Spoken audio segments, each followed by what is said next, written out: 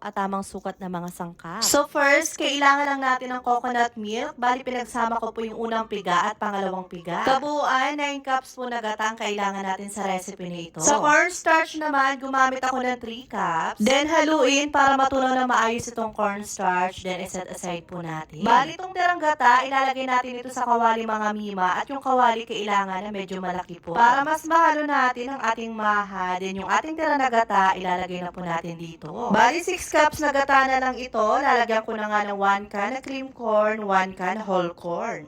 Next naman, 1 cup na puting asukal, then agad po ako ng isang latang evaporada. Yung apoy po, medium heat lamang, tapos kailangan na hinahalo-halo para maiwasan na masunog ang ilalim. At para mas creamy, mas malinamnam, at maiwasan na masira kagad itong ating maha, kailangan lulutuin natin na maayos itong gata. Pinakulo ko ng mga 5 minuto mga mima, pagkatapos inilagay ko na nga itong ating cornstarch. Take note mga mima, continuous natin itong hinahalo habang inilalagay natin itong cornstarch. I mean yung tinunaw natin na cornstarch kanina. Kung mapapansin nyo naman nga, hindi po agad ito namuo dahil saktong-sakto nga lang po yung inilagay ko na liquid. Pero mga ilang minuto lang naman na paghahalo, eto nga po't paunti-unti na namumuna itong ating niluluto. Sa proseso na ito mga mi, makakasigurado na lutong-luto itong ating maha. Hindi maglalasang hilaw yung cornstarch dito dahil napakulo natin na maayos. Kulang yung 1 cup na white sugar mga mi, kaya nagad pa ako ng condensed milk. Mga 1 can na condensed milk mga mi mang inilagay ko, tapos agad na rin ako ng isang pack na all-purpose cream. Ganitong klaseng margarine nga po palang nilagay ko para mas masarap, mas mabango. Ilalagay ko na lang sa comment section yung kompletong sukat ng mga sangkap na ginamit ko. Para maiwasan na pumalpak kayo at para ma-achieve nyo din yung ganito kasarap, ka-creamy na maha blanca. Pagkalagay ko nga ng mga sangkap, patuloy ko pa rin itong hinalo at niluto ko pa ito ng mga ilang minuto. Sa mga puntong ito, mapapansin nyo naman nga, napaka-creamy na nga po nitong ating maha. Pero paano ba natin malalaman kung luto na nga ito? Ang gawin nyo po, kumuha kayo ng baso. Lagyan nyo po ito ng malinis na tubig, tapos kumuha kayo ng kaunting maha. Kapag lumubog nga po ito na buo, katulad nito, ibig sabihin, luto na nga po itong ating maha blanca. Kaya naman agad-agad nga po, ilalagay na natin ito sa ating paglalagyan. Yes mga mi, para maganda nga po yung maging itsura nitong ating maha blanca. At kapag nag-set na nga at malamig na, maglalagay na tayo ng toppings na cheese. O ayan mga mi, kapag nasundan mo nga ang recipe,